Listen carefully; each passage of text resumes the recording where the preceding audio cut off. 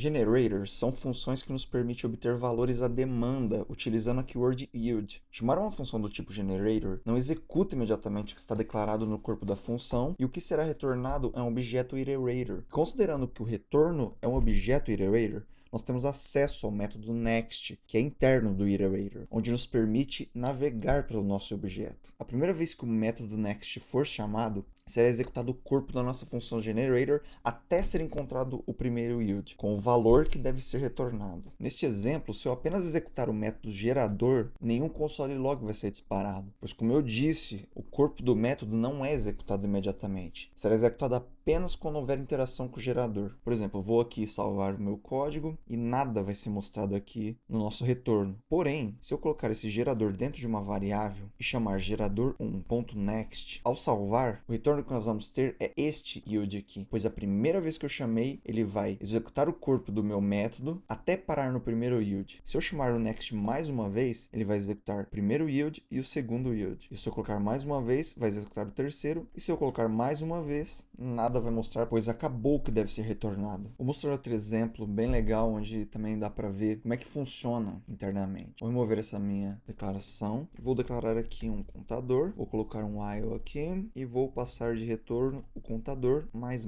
Ou seja, quando nós olhamos um método desse, nós pensamos que nossa aplicação vai crashar, pois estamos aqui num loop infinito. E na verdade não é isso que vai acontecer. Como eu falei, o generator ele vai retornar os valores à demanda. Ele não vai entrar nesse método e simplesmente sair executando ele. Então, se eu chamar aqui gerador, vou fazer o mesmo procedimento. Vou utilizar aqui um console log, vou passar gerador1, next, e vou pegar aqui o valor. Ao compilar, eu tenho o valor de 0. Vou passar mais uma vez, e mais uma vez, e mais uma vez, e nós vamos ter o valor consequentemente. Daí, se eu fazer um for off aqui, algum loop com este meu retorno, aí sim nós vamos ter problema. Então, eu poderia fazer algo assim. Enquanto o contador for menor do que 20, ele vai somando. E aqui eu já poderia utilizar um for off, passando aqui o meu gerador. Eu vou utilizar o console log para mostrar o nosso valor. E nós vamos ter aqui até 20 itens dentro do nosso array. Então é bem interessante que nós conseguimos ver que o que nós declaramos, ele vai ser obtido à demanda. Eu vou mostrar um último exemplo aqui bem interessante, que é um caso de uso no mundo real. Vamos criar aqui uma função filtrar, onde vai ser um generator, que vai receber itens, que no caso vai ser um array, e uma função de condição. Eu vou fazer um for off dentro do nosso array de itens. Vou fazer a verificação que se o meu item passar pela minha condição, então nós vamos fazer aqui o retorno desse nosso item utilizando o yield. Não vamos utilizar o return como nós comumente fazemos. Eu vou declarar um array, passando algumas strings, e aqui eu posso utilizar a nossa função filtrar, que no caso eu vou filtrar alguns itens desse array com a minha condição que eu preferir. Então vou passar aqui o primeiro parâmetro, que é o nosso array. Vou utilizar aqui a arrow function para ficar bem mais sucinto, mais bonito a nossa chamada, e vou colocar aqui item.indexOf, passar um espaço aqui,